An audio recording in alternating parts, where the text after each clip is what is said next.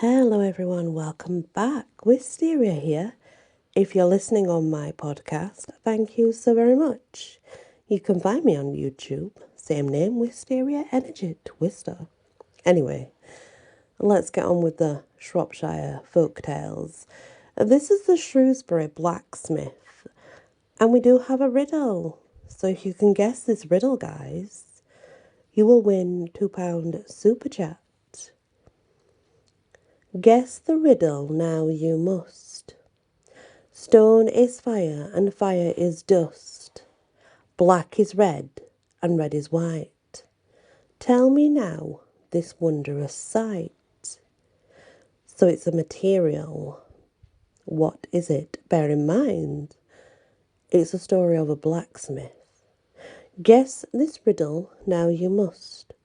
Stone is fire and fire is dust. Black is red and red is white. Tell me now this wondrous sight. Can you guess, guys?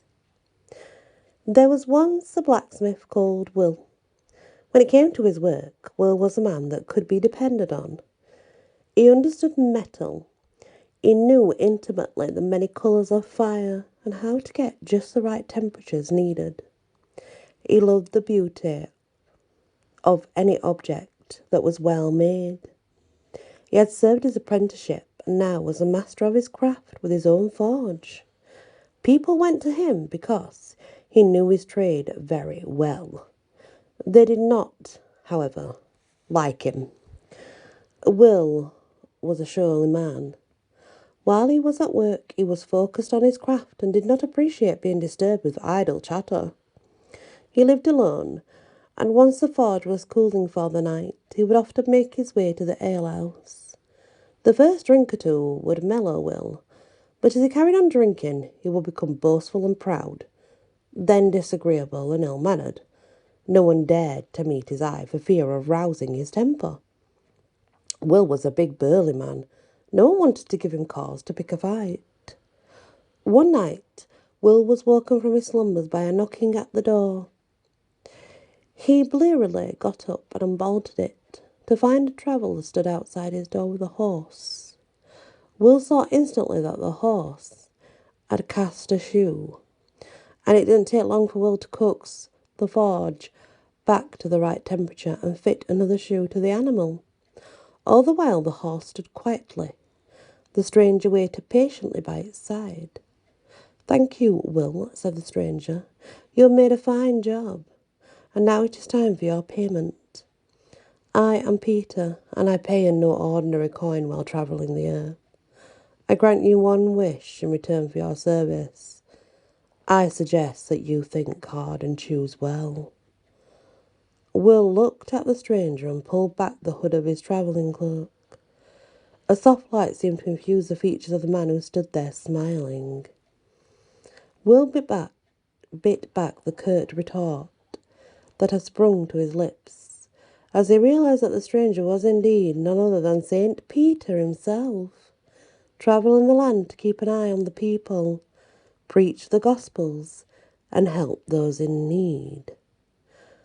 "I wish," said Will, "that I might have my life to live over again."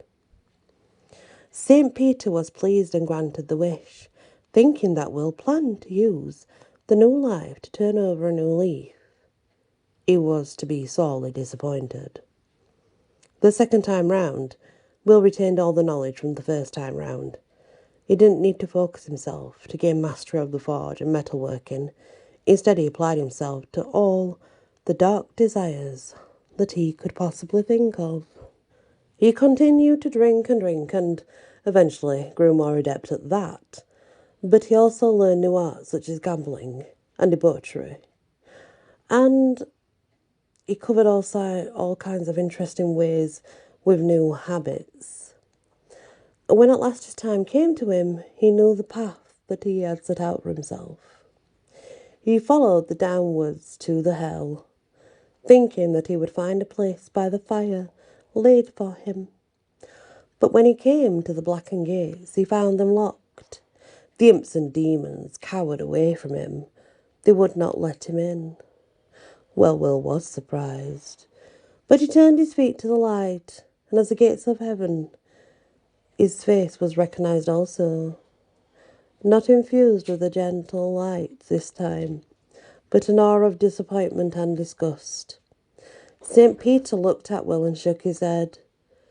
"But they wouldn't let me in downstairs," said Will. "That is not my concern," said St. Peter. "I did my best for you. You wasted your opportunity, with not one moment of remorse." Will had no choice but to go back down to hell. Once again, the guardians of the gate cowered back, but Will would not move until he had seen their master. Eventually, the devil himself appeared at the gates, and with a look of admiration said, "So, you are the blacksmith who took St. Peter's gift and destroyed it. You are a man after my own heart.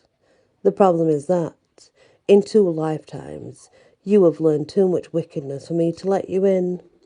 I have a certain reputation to maintain. I think you might just be too much competition for me." Will pleaded, begged and flattered, but the devil would not let him in. All he could do for Will was give him a lighted coal from the hell's fires, to keep him warm as he wandered the earth. And so to this day, Will is doomed to wander the earth, his body worn and wreath.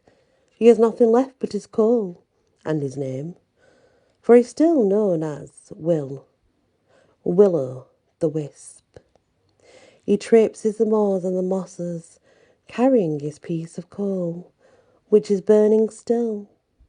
Wherever there is a bit of bog or marsh, he tries to lead travellers from the road, enticing them with the light to their doom, to keep him company in the mist. That's Will o' the Wisp. The end.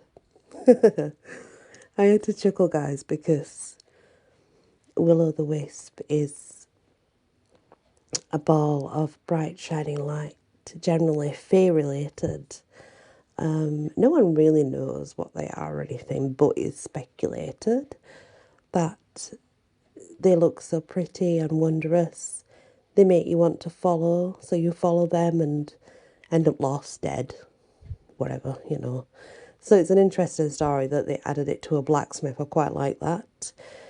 Yeah, don't forget to pop your answers to the riddle as well. The riddle itself is not an easy one, but the answer is definitely in the story. It's definitely 100% in the actual story. So, yeah, please hit that like, share if you can, and if you've not yet subscribed, please do so. And if you're listening on the podcast, I thank you very much. Many blessings.